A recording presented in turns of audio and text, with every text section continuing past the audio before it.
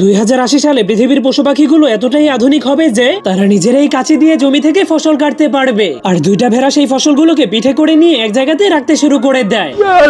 এরপর মুরগিরা এসে একটা একটা করে ফসল মুখে করে নিয়ে মোরগের কাছে দিতে শুরু করে দেয়।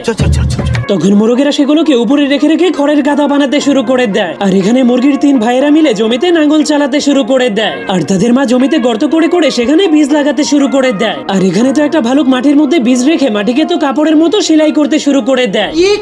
তখনই 3 ভাই এসে জমিতে পানি দিতে শুরু করে দেয়। কিন্তু এই পাখিটা এতটাই বুদ্ধিমান ছিল যে সে একবারেই তার মুখের মধ্যে অনেকগুলো পানি ভরে নিয়ে তার জমির উপরে বৃষ্টি করিয়ে দিত। যার ফলে বৃষ্টি হলেই সবগুলো ফল এবং সবজি গাছ 5G স্পিডে বড় হতে শুরু করে দেয়। এই জন্য সেই পাখিটা অনেক খুশি হয়ে তার গাছ থেকে আঙ্গুর পাড়তে শুরু করে দেয়। তখনই তার জমি থেকে 2টা খরগোশ মিলে গাজর চুরি করতে শুরু করে দেয়। এরপর একটা কাঠবিড়ালি এসে ভ্যাকুয়াম ক্লিনার দিয়ে খরগোশদের সঙ্গে টমেটো চুরি করতে শুরু করে দেয়। আর